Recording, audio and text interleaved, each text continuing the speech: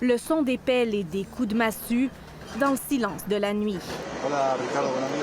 Au Venezuela, les recherches se poursuivent dans les décombres d'immeubles effondrés pour tenter de secourir des survivants 2 jours après le double séisme dévastateur qui a secoué le pays. 589 personas fallecidas. Le bilan s'alourdit, au moins 589 personnes sont mortes et près de 3000 ont été blessées. Lamentablemente, aquí fallecieron 2 personas. Malheureusement, 2 personnes sont mortes ici, indique le maire de la municipalité de Chacao, près de Caracas. Nous avons secouru 3 personnes et 3 autres sont toujours sous les décombres de cet immeuble, dont la façade arrière s'est complètement effondrée, explique-t-il. Dans les hôpitaux, les blessés continuent d'affluer, tandis que les familles cherchent désespérément leurs proches sur les listes de personnes décédées. J'ai retrouvé mon beau-père, mais je cherche toujours un membre de ma famille, dit cette femme. Pendant ce temps, l'aide internationale s'organise. Le président américain Donald Trump a annoncé hier que les États-Unis viendront en aide au Venezuela, tandis que des équipes de secouristes du monde entier continuent d'affluer vers le pays d'Amérique du Sud. Nous sommes toujours dans les heures vitales après le tremblement de terre. Nous avons besoin d'un maximum de personnel pour retrouver le plus de survivants possible, dit ce secouriste salvadorien.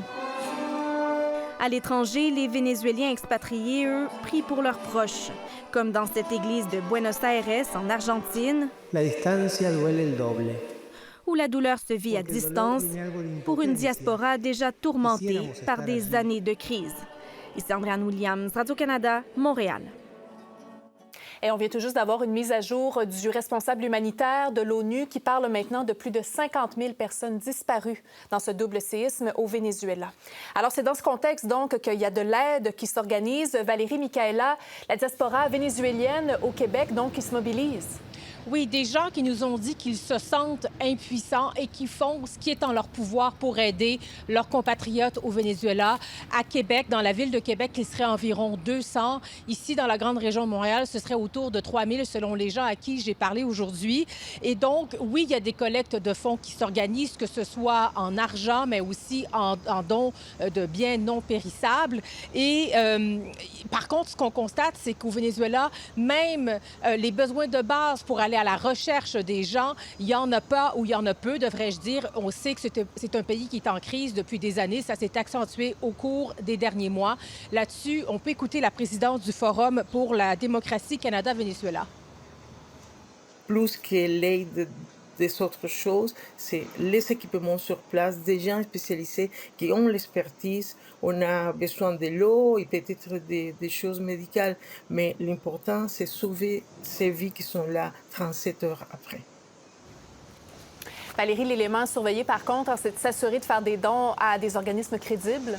Oui, et les gens dans la communauté sont bien conscients qu'au fil des ans, dans le passé, lorsqu'il y a eu des collectes de dons, il y a des gens qui se sont improvisés collecteurs de dons. L'argent ne s'est pas nécessairement rendu. Ils vont faire bien attention à ça. Ce qu'ils demandent, c'est des aliments non périssables, des articles d'hygiène, des trousses médicales, des lampes de poche, des téléphones déverrouillés, par exemple. Éviter les aliments qui sont périmés, qui ont été ouverts, des médicaments qui ne sont pas dans leur emballage. Mais ce sont des gens ici qui nous disent qu'ils vont vraiment s'assurer que tout ça se rende à bon port aux bonnes personnes. On peut écouter 2 membres de la communauté vénézuélienne. On essaye d'acheminer ça dans les bonnes mains aussi parce que c'est un pays très corrompu. Donc, on va trouver les bons moyens. D'ailleurs, j'ai fait un appel aux autorités canadiennes. On essaye de trouver quelqu'un pour acheminer ça avec l'aide humanitaire canadienne. Je recommande de faire vos donations à la Croix-Rouge canadienne parce que c'est une organisation qui est présente au Venezuela et qu'il a eu une permanence dans le temps.